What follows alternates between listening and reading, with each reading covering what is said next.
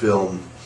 Silent Running is one of those movies that, those little films that just kind of came out of nowhere and rewrote the entire science fiction genre almost single-handedly. I mean, people, while 2001 had a much larger budget and it was a significant film, it's Silent Running is the movie that people really imitate. It's the one that they really rip off when they make their own films. I mean, for one thing, when Alien was made, I heard a rumor that they took everyone from each department and had them sit down and watch Silent Running before they actually did the movie Alien. I was 5 or 6 years old, so when I saw it, I had virtually nothing to compare it to. So that may have just added to the effect, though, for me, because I was one of the first films I ever saw ended up being one of the best, probably the best films ever made. Yeah. I mean, Silent Running, it's a great film, it really is. I mean, it's a movie that moves you very deeply, but it doesn't do it in an artificial or phony sort of way. I mean, it really is a very heartwarming film. Well, it's unusual among movies, especially Hollywood movies, for the hero. The victory is on what he achieved, but he actually gives his life for it. So it's a kind of a sense of tragedy about it. Sort of like the grandfather of modern sci-fi. Yeah. Even though Silent Running is much less famous than some of the other big science fiction classics like Alien and Blade Runner and Planet of the Apes and Star Wars, it really deserves to be up there with all those films. It really is on the level of all the great science fiction classics, and more than any other science fiction film, it's the most imitated and ripped off of all the science fiction movies out there. And in many respects, Silent Running is actually a much better film because in George Lucas's movie, it's cowboys and Indians. Right. You've got heroes that are the good guys who are completely good, right, and you got the bad guys who are completely bad. Right. In Silent Running, you got Freeman Lowell, the hero, who's really kind of mentally ill, even at the beginning of the film. Right. And then he becomes more mentally ill as the story progresses. Yeah, it's homicidal. Yeah. Silent Running is a movie that has a lot of heart. And it moves you in a way that's real. It doesn't move you in some contrived artificial plastic way like so many other movies out there. A good artist is one that knows how to let your imagination fill in as many gaps as possible instead of forcing you to be looking at this or looking at that. Have everything spoon-fed. Yeah, well, you have everything spoon-fed as opposed to just poking you in a couple of subtle places and then letting your imagination just fill in all the gaps. But which is better, it works. That's what a good artist understands, that the human mind doesn't take a lot of prodding in order for it to just start running wild all by itself, and it just amuses itself. It just needs a little coaxing. Oh yeah. Well, he's not conventionally attractive. He's not somebody who immediately and you immediately click into a certain cliche way of this guy's the hero. Yeah, this guy's the hero. That's right. He seems like wild-eyed and in some ways less comfortable for us than the conventional guys. Yeah. But in the course of the movie, we start to become more thoughtful in response to the thoughtfulness of the movie, and we realize the superficiality of these guys and how of the crewmates of the hero, and how people who are very well adjusted in a certain way can be they go along with something that's evil. Yes, and they're talking about the banality of evil. That's the pertinent idea there, and how on the other side of it, somebody like Bruce Dern's character, who is kind of a weirdo, is actually noble and admirable, and someone that, as we go along, we become capable of sympathizing and empathizing with him. We go deep into his feelings. And even when he's doing things that seem crazy, like playing cards with the robots and talking to them as if they were people, that actually deepens our sympathy with him,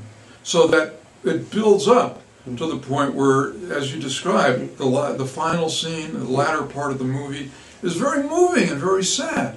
We've gotten into his head, we've gotten into his heart. Right? Oh yeah. Yeah. So it's quite a, if you think about it, it's quite a creative thing in that regard, to turn around the viewer's way of responding. Take us from the conventional expectations of a science fiction movie. And to me, it was just such a moving film. It really was a great piece of art. The viewer of the movie accepts the death of these three crew members because they've got to go. They are in danger. They're endangering the whole life of the planet. Only they're too stupid to know it. So he has enough vision, the Bruce Dern character, to make the decision to kind of sacrifice those lives. But he also has enough sensitivity and humanity to miss them, actually, and Feel bad. Feel bad for what he did. And feel bad for what he did, of course. Yeah. It's said that if you aren't moved by the ending of Silent Running, then you have a heart of stone. It is a sad movie because, on the one hand, that's what we were talking about before. On the one hand, there's a victory in it because the hope, the spark of hope for the biological future of the planet and for this guy's meaning in the movie to get to be victorious, to survive, the meaning in his mind of the whole thing, that is there at the end. It's alive.